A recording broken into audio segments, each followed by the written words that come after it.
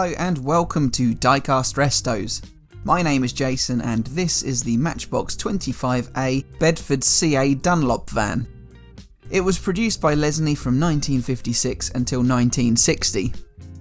All examples came with a blue body, black base, silver trim applied to the grille and headlights, and a yellow-orange Dunlop decal on either side. This one has metal wheels, but it also came with grey or black plastic wheels fitted. Axles could be crimped or rounded. My one has had the base pushed up inside the casting, causing it to lean to one side. The paint isn't too bad for a 60-plus-year-old model, but there's very little left of the Dunlop decal. There isn't much information on the base, but it is clear that it's based on the Bedford CA van. Here's a model in near mint condition, and here's a later CA with a single pane of glass windscreen and a revised grille. I lift the base out of the casting, which is held in by a tongue in a slot at the back. The rivet really wasn't doing a great deal. Just look at the state of that base though. It's badly bent and will need straightening out. The Dunlop van was the first of the 3 CAs in the Matchbox regular wheels range.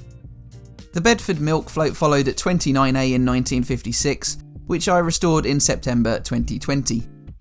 In 1957, the 42A evening news van followed, which is by far the best model of the bunch. I restored this back in April 2019, in what was my 7th ever restoration.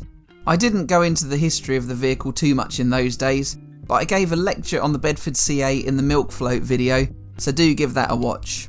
Here I flatten out the base with a hammer. Note that I've left the axle in place in order to avoid bending the chassis too far to cause the wheels not to turn.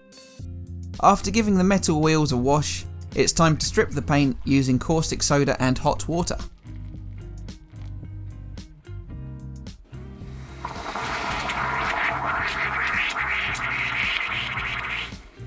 Every now and again, I love to get my hands on a nice simple mid-50s pre-loved Matchbox and give it a new lease of life.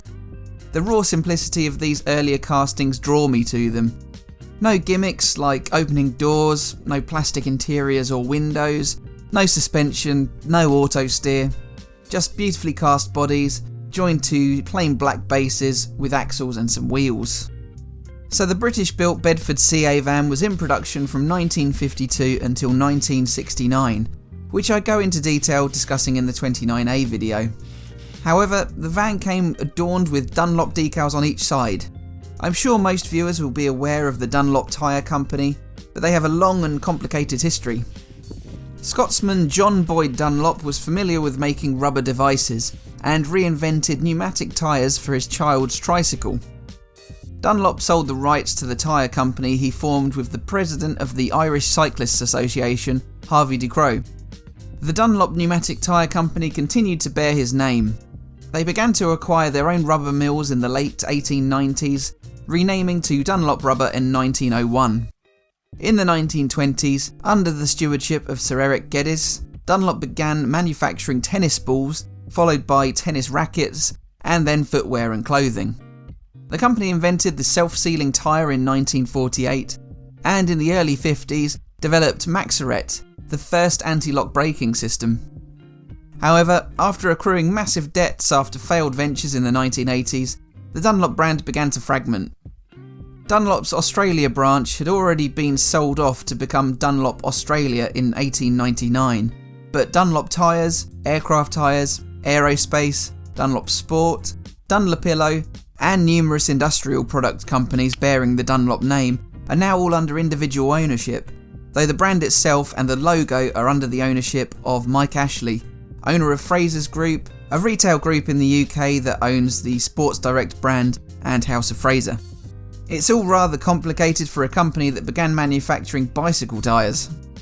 When the model came out in 1956, Dunlop was at its peak, having half the share of the UK tyre market in 1955, with 70,000 employees and outlets in almost every country on the globe. How times change. So as I put the finishing touches on, let's remind ourselves of how this casting looked. We had a wonky Bedford CA van that had its base pushed up inside the casting. The main bulk of the blue paint was intact, but most of the silver trim was missing, and the Dunlop decal was almost entirely absent. For a model that was only 8 components, 4 of those being the wheels, it certainly had a lot wrong with it. But I love these vintage castings, and the fixes on them are generally quite straightforward. So here's how it looks now. I've resprayed the casting in Tamiya's gloss TS15 mid blue, while treating the grille, headlights and bumper to some PENTEL silver. I think the PENTEL is a bit more authentic looking on these early models, as opposed to the MOLOTOW chrome that I usually opt for. The axles have been recrimped effectively using my locking pliers. Meanwhile, the axle ends have been coated in chrome, and that Dunlop reproduction decal looks just like the original. So this has been another short, sharp and snappy makeover.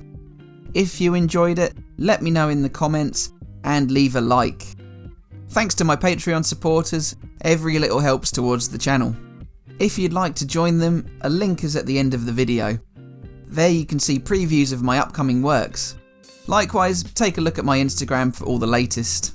Don't forget to subscribe as well. So that just leaves me to say thanks for watching, and I'll see you again for the next one. Bye for now.